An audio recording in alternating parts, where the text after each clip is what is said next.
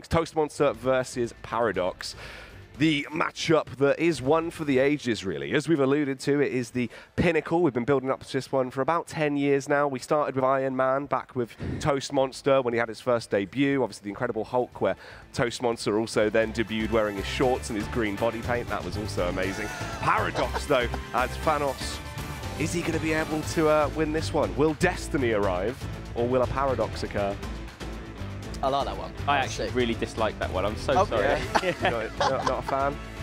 No, I was hoping he'd go for something to do with gems. Maybe he's going to try and collect them in terms of games. I don't really know. Like the Time Stone. Is he going to use the Time Stone? He's going to need it back? now because he's going to have to go back and find a different opponent, someone who's not going to smash him to pieces in the final. Strong words from Leroy there. So definitely showing your allegiances are favouring the Toast Man himself. Oh, for sure. I've been pitching this as evil versus good, as the hero versus the villain. It's not really like that. I mean, Paradox is well respected and well liked within the community, don't get me wrong. But this week, this season, the way it's gone, Toastmonster is a massive fan favourite. He's so popular with the players. He's so popular with everyone, really. He's the hero. Paradox, he's doing his gun fingers on stage. He's riling people up. But the crowd back home, they love him. Players here, they're like, I want to bring him down. He's the guy, he's the bad guy. So we've got an underdog. We've got someone who's a bit of a hero, a rising star. We've got a villain. Well, you know what it is? He's got the glasses. I think, he's a bit of a Peter Parker. By day, he is, Toastmonster. But by night, he is Toast-Man. And that's Toast Man. Yeah, Toast hyphen. No, there's a hyphen in there, mate. Oh, really? Yeah, for Spider-Man. There's a hyphen in there. Oh. Check that one out. I would. That'll blow your mind. His superpower is that whichever side of him he butters always hits the floor. Yes, that is very true. You can never mess that one up. But we do have an interview with him from the very start of the tournament to cast our minds back and see how he felt walking into this one, because now he's setting himself up for the grand final. Things will definitely need to go down in his favour. Let's check out what he said. So I'm Toastmonster and I play Hearthstone for M&M Gaming. It took me about a year to get into the competitive side of Hearthstone. Before that, I was kind of playing other games for a kind of competitive outlet. And then over the past year or so, I've sort of started focusing on Hearthstone a lot more, putting more time into it, more effort and practice, and attending more tournaments and stuff. And that's kind of led me to where I am today. I've always sort of enjoyed the competitive side of games, even when I played things like World of Warcraft and then stuff like League of Legends, obviously naturally just lends itself to that. So it felt like quite a natural fit for Hearthstone too. So this season of ESL has been a little bit different to me for the last one. It's sort of my second season in the Premiership. First one I was kind of new, it was all different and interesting, but this season I've been sort of travelling to a lot of tour stops and things, so tournament preparations come a lot more naturally to me this time. But I'm able to just put time in and use that time efficiently to sort of stay ahead of the competition. It's time to butter ourselves up for this series because it is going to be beautiful. Actually interesting one, guys. I thought I'd throw this out there quickly. Toasters. That's not actually a measurement of time that's on the toaster. The dial, you can set it between 1 and 11. Yeah. That doesn't mean minutes. Oh. There's actually a magnetic plate that's in the toast that heats up, and at a certain point, it expands and then pops up, and that causes it to pop out. So all it comes down to is just the level of toastiness, really. I didn't even know that. To be fair, that's probably why I always burn my toast, to be fair. Yeah. Yeah. Can't really cook. I try. One of those things, really. I don't believe you. Toast. I don't believe you. You've lied to me a number of times on this desk now about facts, and I just don't know if I can trust you anymore. Mate, if you don't believe me, I'm going to be very offended. No, sorry. You've got to remember, Jackie is the David Attenborough of the Hearthstone world, aren't you? Of the David kitchen Attenborough, of course. world. Yeah, This is it, famous for toasters, as per usual. And someone else that is also known for being a pretty good toaster.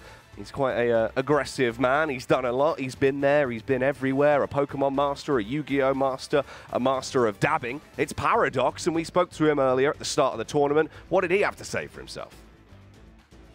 Hello, my name is Paradox, and I am currently playing for Vexed Gaming. So I've played competitive card games for a decade, from Yu-Gi-Oh to Pokemon, now to Hearthstone. This is my first UK LAN event. I've actually been to DreamHack 3 to 4 different times now, but this is the first time I've played a LAN on home soil. There's probably way too much pressure on myself to do well. I don't have many big results. This result's like 5-4. I haven't got a big win yet, and I'm hoping to change that pretty much. For my first Premiership, to actually make it and then take the whole thing, that would be wonderful. But regardless of if I win or lose, I'm here to have fun. As long as I'm doing that, it doesn't matter where I come, really. If Toast is Spider-Man, Paradox is definitely the Green Goblin. Yeah? Discuss for 12 marks. Show your workings. Yeah. Extra marks for a page of notes. Wow. Maybe we should do that as a dissertation. Get people to write in. Just break it down. Who's who in the Hearthstone world in terms of like Batmans, heroes and villains? What is their alignment? Chaotic, neutral? I always fancied Spider-Man, to be honest. I think he's pretty decent. He's all right. He's not bad as they go. And The he old doesn't web really slinger. care too, like he cares, but doesn't care too much. That's how I am, you know. Come 8th, care, but not too much. Oh, you probably care a little bit. I care really loads, but Yeah. just don't tell anyone about it. That's You know what you you're will good care like about, though, boys? What's that? The deck lists. We've got the picks and bans. We know what is going to be going on with this matchup as we are now reaching the beginning moment of our grand final. Toastmonster versus Paradox. These are the picks and bans.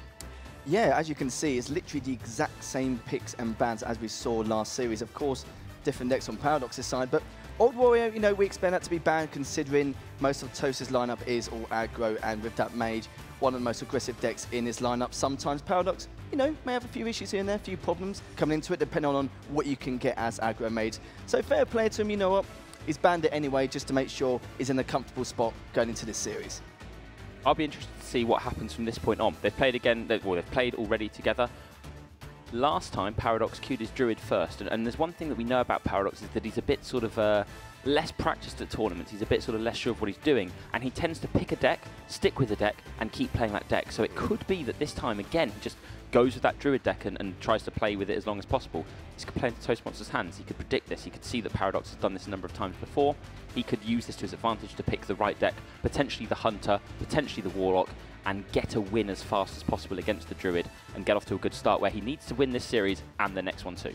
And it feels like we've noticed possibly a couple of inconsistencies with Paradox's Druid plays from what we've seen throughout the tournament, right? There's been a couple of issues there with small misplays, moments of even Paradox just in disbelief going, that's what Wildgrowth does. So it'll be very interesting to see if that actually does come back to affect him, because the pressure's on now as well. And he said this would be the first big tournament.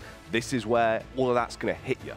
Yeah, mistakes are easy to be made in the first of any tournament. These two are very new. The only difference is between these two guys is the fact that Toastmonster has become a lot more established. He's done a lot of things in 2018 so far. To get this win as well, it's maybe do 2 best of 5s to take the whole thing. It's going to boost his confidence by a mile. Yeah, get him up there and get him ready. Well, it seems like we are prepared for the battle of the ages, the showdown between the giant of Paradox and the absolute monster of Toastmonster. Let's get into this one.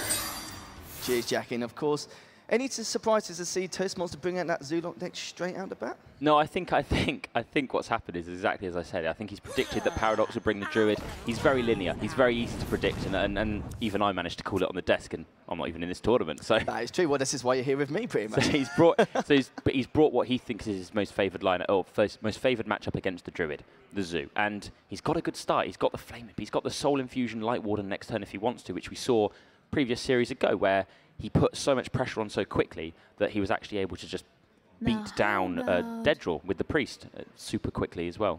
So we're talking about how, you know, with Paradox, he does play the same lineup. When he has the 4 lineups, of course, he always plays the same deck first or anything like that. Is he quite predictable as well as how he plays compared to what he does when he chooses first decks in these kind of matches? Yeah, I think it's actually something that's even broader than this. It's that a lot of players who are new to tournaments or who are playing in sort of situations that are unfamiliar to them, they have not just comfort picks, but they have reasons that don't make much sense for picking decks, and it means that when they lose, they go, right, that was right the first time, it's right this, and they end up playing the same decks over and over again. We actually saw it with Deaddraw too, when he kept playing the Priest deck, for example.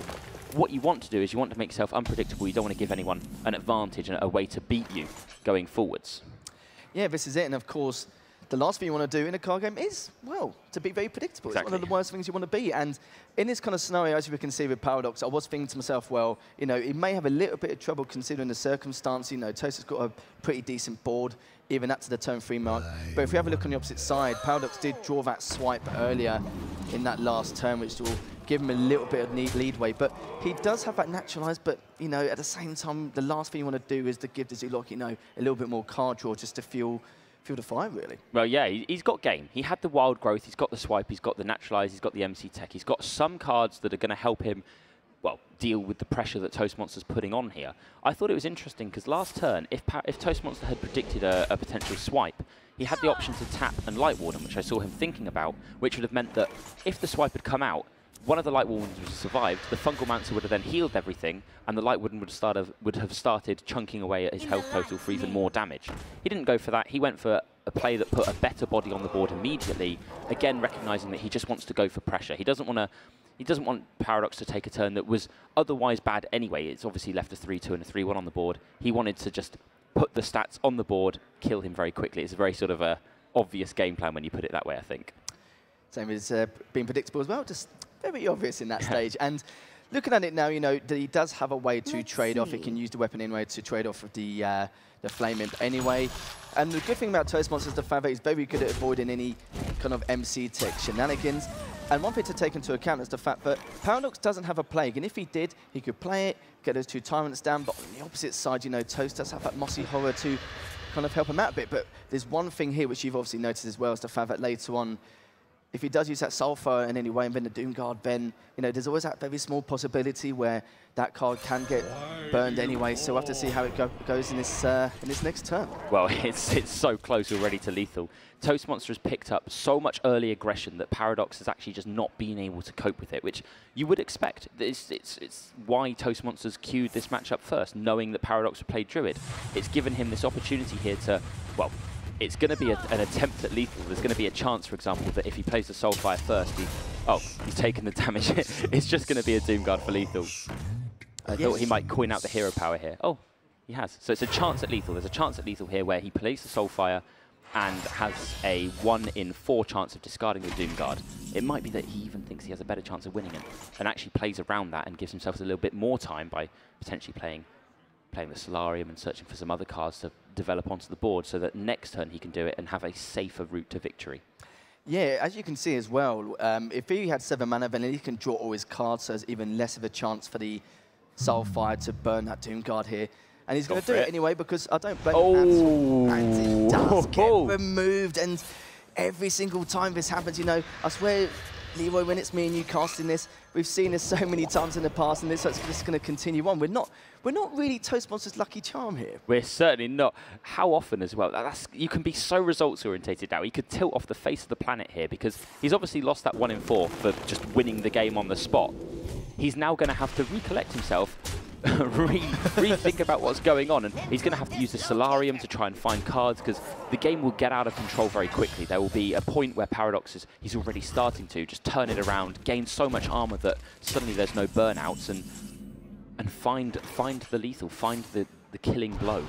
Yeah, he's going to definitely have to hope so here, and of course, as you can see, in Paradox's hands, he has that naturalized, but you know, the last thing he's going to do is do any more card draw, but he's got it anyway, so of course he will take that straight away, does find that other Doomguard, which he desperately needed, of course, was being able to get a little bit more out of hand, and just like that, Toast managed to take that first game, and on his little long run to victory, possibly. Well, yeah, imagine if he'd have lost that game, how in his head that would have been, because losing the 1 in 4 there, okay, it's not unlikely. If you play a bunch of Hearthstone games, eventually you start losing 1 in 4s. Paradox, for example, he won a 1 in 4 back in the series at the very, very start where he stole Ball Control's minion with an MC tech that he needed to win the game, and Ball Control came backstage and he said, oh, that's fine, that happens sometimes, that's Hearthstone. Toast would have been the same, but it's such a high pressure situation. It's so much more high stakes that you wouldn't have wanted that to get into his head and potentially ruin a fantastic final that we have set up. So as it stands, he's found lethal. He's managed to find the extra outs, and we've got a fantastic series on our hands now.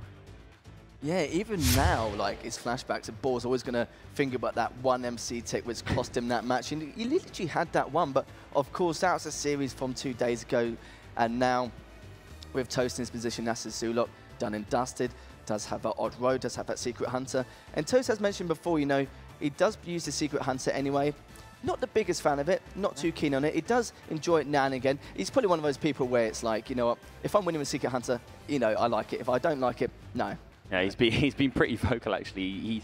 He's not happy with the quality of his play with the deck. I think some of his mulligans are a bit weird and strange, and he wants to not play it because he wants to just forget about it and find the win when he needs to find the win. He wants to play the decks he's more comfortable with first, such as the Odd Rogue. Yeah, that's right, and of course we did see straight away that he does have that Funk to start things off, which is Not too bad, a great start from here, but if we look on the opposite side here, Paradox does have that Defile and Hellfire, I think, a little bit out of hand, and it's always great to see a Giant in your mulligan to begin with as well, and to complement it with, you know, Sun Fury or anything like that, then it's not in too bad of a spot, but that Thug will cause some issues to begin with. Yeah, the Thug's going to cause issues. At some point, as you said, he'll be looking to potentially taunt up a Giant or play a 7-7 with taunt. The coin Vile Spine is going to shut that down. It's going to be a situation where Paradox has to potentially find ways to stall and remove here instead of try to develop onto the board, because he's going to end up very far behind otherwise. Yeah, this is it, and of course he's got that green skin in Toast Mulligan as well, the deadly poison as well, so he's going to have a nice little beefy weapon there to help him out of things. You know, if things get out of hand anyway and summons are quite large and healthy, he can deal with it. That's perfectly fine in that scenario, but it's like you said, you know, at least it's got one person for elimination if that Giant does come out around that turn 4 mark. But it may be a little bit later, depending on if he plays anything else to try and keep Toast at bay here. Yeah, and Toast he'll be very worried at this point, because the way that he can sort of lose the early game is if Paradox has obviously played the Vulgar Homunculus with a Spellstone in hand, which can then just kill a Hench Clan Thug. So his plan is, what he's going for is he's going to play the Hench Clan Thug next turn, attack him with his dagger, buff it to be a 4-4, and well, hope that it doesn't die effectively, because if it doesn't, it snowballs the game. This pickup of the plated Beetle that Paradox got has meant now that Hellfire is an option if he wants it for clearing this, whereas otherwise he didn't have one. It's definitely a viable option now. It's quite a hard decision to make considering the circumstances of what he could have been on, but he does have that second Hellfire now, so if either way he wants to take out the Thug early, it's not really too bad of a situation, because he's already drawn the second one. That's perfectly fine. He's got Defile if he does get the opportunity to use that as well. And seeing this kind of thing now, one thing I was going to add as well, I did save it before, with that Giant, if he does Sun Fury or anything like that, then at least he can taunt up. But of course, Toast can execute that. Yeah, he can absolutely execute it. It's going to be dead before it can even attack. The issue that Paradox is having is he's thinking, well, I've picked up the AoE, it's probably an easier decision to make, but do you want to develop minions? Does he want to play the Sun Fury, for example, and tap and try and find better answers, or does he want to play the Shroom Brewer, heal a little bit, try and survive? Or do you want to just use the AoE as we'd sort of suggested at the start of the turn and just clear the board, take it to the long game, and which is what he's doing, recognizing that he wins this long term. He wins this if it goes long, and he can get the taunts like the Lich King or maybe even the Gul'dan Death Knight down and just slowly grinds the game out. So I like that turn from him. I like recognizing how he can win. Yeah, the only other option he could have had, it's very difficult, because he could have done that anyway, but I think he would have been just a little bit worried, thinking, well, if I don't have a second Hellfire for a while, then there would be a few issues. But that second one was drawn anyway, and now on top of that, he's got a second Defile. He has that Dread Infernal as well on top of that. And the worrying thing is now, you saw that Ooze, it's come into play here. And again, you know, if you use that Deadly Poison as well as that green skin, you know, he's going to be in a world of trouble here. Yeah, and that's why Paradox scratched his chin when he drew it. He's thinking, I could use it now and it could be quite good. Or I could wait, because I know he runs green skin, I know he runs double Deadly Poison, and use it to gain more value and potentially stop myself from dying so badly later on. I like how you said, like, he rubs his chin. He's definitely someone where if he had a beard, it would be like, like, you know, one of those kind of people, just trying to make every decision in that kind of way. But looking at this now, it seems to me that at some stage you may have to use both the Hellfire and the Defile to clear this up. Yeah, it's going to be unpleasant. There's a couple of turns here where Toastmonster has set up the board in such a way that Paradox has to want to remove the weapon. He wants to use the Defile and the Hellfire. It was a very clever use of the coin, actually, really, because he could save it to use it with a Vile Spine or more combo cards later. But he recognises he's got his 1-drops. He doesn't need that. He can instead get the Deadly Poison down, use the charge of it effectively, use the Fungalmancer, push the damage, and set up this board that Paradox just doesn't have the mana to deal with the weapon and the board. Do you feel like he can just use like Deadly? Of course, he's used Deadly Poison already, but I think one of the main things is the fact that he's not using green skin as well. It's very easy to kind of get carried away at that matter. And you know, at this stage, you'd assume he's got at least one Ooze in his hand at this point in time. Yeah, and if he wanted to build big weapons, he'd be playing the wrong rogue deck for it anyway. Like King's Bane or something. Yeah, you play your King's Bane rogue in casual, and you build your big weapons there. This is where Toastmonster, he's taking it serious. He wants to play around Ooze a little bit, which is actually coming down now, which means the board clear isn't going to work for him, for Paradox, and see if he can push through some damage here with this board then. Yeah, even if he does not trade and go for the face here, even though Paradox hasn't got any Reavers as of yet, he's going to be due for one at some point, and it's going to help him out a lot at this point. But it doesn't really matter too much, because even with that Dread Inferno and the Sun Fury, he can, of course, protect 2 of his minions anyway to hold him back a bit further. So we'll have to see if Toast does decide to trade here or just continue going for face and just crack on from there. Well, I was going to say that there's this turn where he can definitely use the SI7 agent and the dagger to take out the 4-4. I was wondering whether he'd want to even take out the 3-2 as well, whether he'd want to push this extra 2 damage to the face to play around potential AoE turns and sort of, which would also kill the ooze on the board already. So he could have missed 2 damage there if he'd have predicted that Paradox had a sort of a set of cards in his hand, which are, well, to be honest, not likely to be there. That is right. And he's got another ooze now. So, yeah, a little bit of bounce point on the weapon department here. And one thing to take into account on top of that is the fact that he does have the option, or he would have done next turn, to actually Dread Inferno and Defile. But sadly for him, he is only 1 mana off that. And that would have been a fantastic way to keep his other Hellfire in that circumstance. But look at that now, 2 Giants which he can plant on the board at any time. Definitely. Well, any time is a long time. A long time. He can plant 1 on the board once, and then it can be Vilespine, and suddenly he's sort of struggling again. These are the key turns, though. This is where Toastmonster now has to decide exactly how he's going to deal with the board. He needs to stick something like this green skin, and just by sticking 1 minion, he threatens to kill his opponent over the next couple of turns. He can push the 8 damage that he has represented. A Leroy would just be lethal by itself. Yeah, that's right. And I don't think he's actually used any Cold Bloods either. No. So, of course, with that kind of combo, can clear out depending on how much HP he'll have left when it gets to that point. But still, at the moment, Paradox has still got a few options here. Still got the Giants with the Sun Fury, still got the Hellfire, got a Siphon Soul on top of that if he does want to use it. And this is kind of one of the bigger minions he has with that green skin. So I think that's the right option there. Not only to get a health back, but make that Siphon Soul, you know, very cost effective. Definitely. And now it comes down to Toastmonster's turn. What's he going to do? Is he going to play the Myra's Unstable Element and try and find ways to kill his opponent over the next couple of turns? It looks like the rest of his hand is looking pretty rubbish.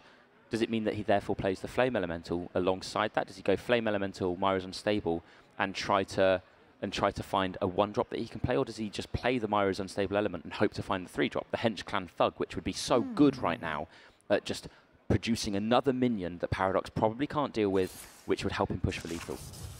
Yeah, there's one thing to take into account as well, is the fact that even though Paradox has a few options, he's not going to have time to actually get them all out at this point. And, you know, you've seen there, of course, he gets one of that Cold Blood with that Leroy, which can easily help things through if he wants to try and end this game here. And you mentioned it before, you know, if he gets one of his Giants down, if he actually wants to with that Sun Fury, he can just take it out straight away. Yeah, so Paradox does have the option, actually, and it's probably the right option, having just looked at the hand very briefly, of playing the Giant and Sun Furying it. But he's so aware. He's so aware that all it takes is for a Deadly Poison, a Cold Blood, and a Vilespine to come down, and he's dead. And it's as simple as that. And it's move on to the next game, please. So he'll be thinking about his options. He'll be thinking about whether he even wants to Spellstone here, which I think keeps him safe, but it's pretty close. I think the Leroy is 10. The Deadly Poison would then go to 5, so it'd be 15. He'd be dead as well. Yeah, that is literally the end of it. Very much dead as well. With that Spellstone now, of course, there's not too much he can do afterwards. He can tap, but do you want to risk tapping at this point when you're so low? And, of course, you know, with Toast join the rest of his cards, you know, sorry, the rest of his deck at this point, that Leroy Cold Blood is just sitting there with that weapon, and at any point it's going to be very difficult for Paradox to decide exactly how to get out of that sticky situation. It is such a tough turn. He's considering all the outs. He doesn't know the Leroy and the Cold Blood are there. He doesn't know the Deadly Poison's there. This is probably something that's a little bit more, sort of more likely for him to not get killed through because of the way that things work. We can see it's obviously going to kill him, but he's came to the conclusion that this is the best chance he had to survive. He didn't need to tap for something. He wanted to try and live through the turn. Unfortunately for him, it's 2-0 Toast. Bring on game 3.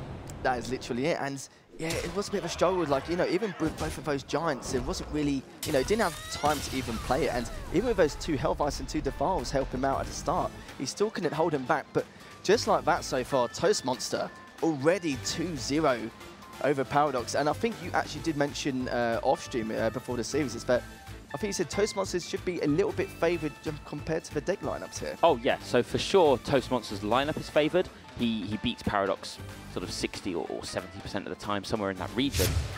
What the thing about the bracket reset is, though, is that he needs to win 2 series, and it's very difficult to win 2 series of Hearthstone in a row, even if you are favoured. It's just not that likely all the time. So, although he's got a favoured lineup, the nature of the bracket reset means that it's actually quite a balanced matchup. The longer it goes on, and obviously if we get to the next game, we can potentially, or the next series, we can potentially see sort of these things come to fruition. But for now, yeah, very, very balanced, and Toastmonster's taken an early lead. Yeah, what's a shame, that last game, of course, Paradox had a lot of answers to begin with, and he looked like he was in a very comfortable spot, but then again, you know, you saw Toast, when he drew the rest of his cards from his deck, he had plenty of options there. Maybe if he didn't have that cold blood, it would have delayed things a little bit further, just considering the circumstances, but I think he would have taken that anyway, even without that cold blood, because he had a leave weight anyway on top of that, and he would have done 3 damage to him, which wouldn't have been too much of a problem. So this first series could be very, very quick here. We spoke about before, at the moment, Toastmonster is 2-0 in front of Paradox here. You know, it's like I mentioned before, it's quite hard to win these back-to-back best-of-5s if Toastmonster does get this bracket reset, and it's one of those things. But one thing to take into account now in this next game is the fact that with Toastmonster, you know, he's using this Secret Hunter, but not a big fan of it. You know, just like he said before as well, on top of that, it's just due to the fact that he probably hasn't played it enough to kind of get the full grasp of what you should do in certain matchups. Yeah, he's definitely not a fan of his own deck, which is, well, not great when you're in a tournament. Yeah. But what he is he's a very quick learner. So he'll be playing the deck. He's played it a couple of times on stream, and every time he's played it, he comes back and he says, was this right? What do you think about this? What was this turn like? How should I go about doing this? And he's very, very quickly picking up sort of the nuance of the deck. It's not relevant, but one example of that is, for example, is that he was thinking about Quest Rogue and how to play against Quest Rogue. And he was told that keeping the Spellstone is bad because you never ever actually get to connect with the minions. So he's adapting, and he's understanding the matchups quickly, which is going to help him here if he wants to pick up the win and keep pushing forwards. Yeah, this is the main thing about Toast. It's just due to the fact that he does his research. If he has a little bit of an issue here and there, we'll talk to everyone to see exactly what else he can do. But at this point in time, he's in a fantastic starting position. And even if he loses cards, he's got that Diamond just to put something a little bit on board. He has that Rexer as well for maybe that mid to late game in case he gets a little bit of trouble. But yeah, Paradox here, as you can see, you know, does top deck that Ooze, but you know, won't be having any weapons to deal with at this stage. Does have a Twilight Drake there as well, but nothing like a Sunfury to kind of help him out a little bit. And even if he has the Siphon Soul and all those other bits and pieces, it could be a little bit too late by then, but still early days so far. Yeah, Paradox will be thinking that he hasn't got the cards that are sort of best in this matchup. What he's looking for is he's looking for a Hellfire to clear an early board. He's looking for a Mountain Giant to reverse pressure. We saw that before, where the Mountain Giant was able to just connect a couple of times to face and really push through so that the Hunter didn't have time to react and do its own thing. He hasn't got those. He's thought about it. He's thinking, right, so I could tap, I could try and find those, or I could fight for board with what I have. The decision he's come to is that he wants to fight for board with what he has, so he's coined out this Drake. I like it. I think it's risky into the one trap, or the Venom Strike and the freezing traps that Toastmonster has, but they're not entirely likely. You don't keep traps in your mulligan. You are very, very unlikely to draw those specific cards in the first couple of turns. So it's something that now there's 2 traps up, he'll be worried about, though. He's going to be very worried, especially at this stage. And it's quite funny as well, because you saw in that last game, he got 2 Hellfires very, very quickly.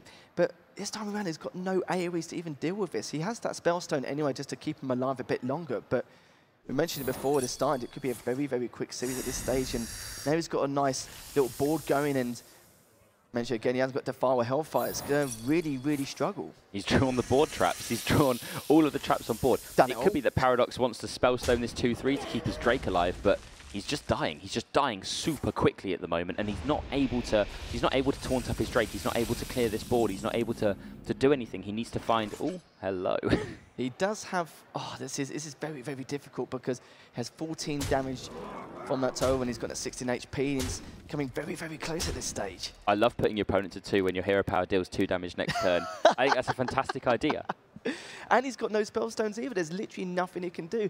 And let's be honest, he's not going to put a Gul'dan down turn 5, so it's going to be very, very difficult for him at this stage. Yeah, I think he's thinking here. He's thinking, if I do kill command here, the way that I lose this game is if my opponent is able to clear my board and play a Shroom heal up. So what he's saying is, I'm just going to make the board unclearable. I'll push the damage next turn when I connect again with this, and it will all be fine.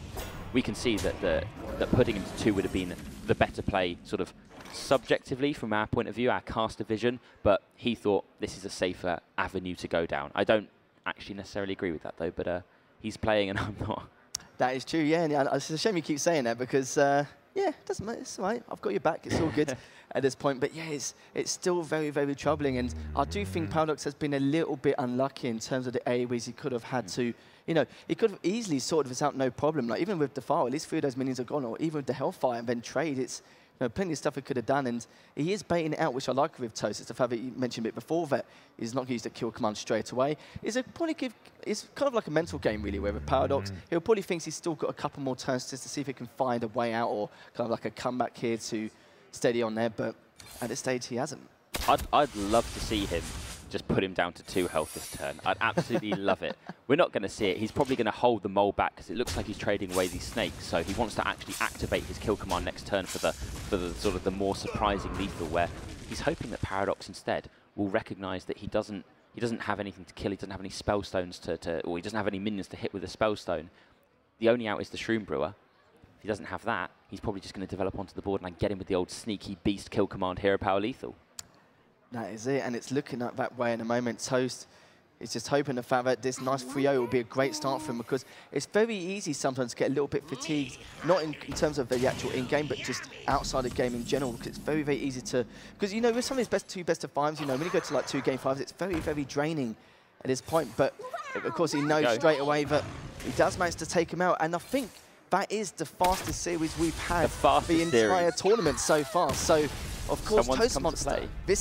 He's come to play Hearthstone, and I love it. And he's not going to try and catch second again like that last season. No. So, of course, Toastmonster managed to take that 3-0 over Paradox there. Very, very quick series. Some of the quickest ones we've seen all weekend long. And like you mentioned before, a little bit favourable. But Paradox is going to be questioning himself. And he's going to be thinking, well, can I come back in this second best of 5? It's going to be very interesting.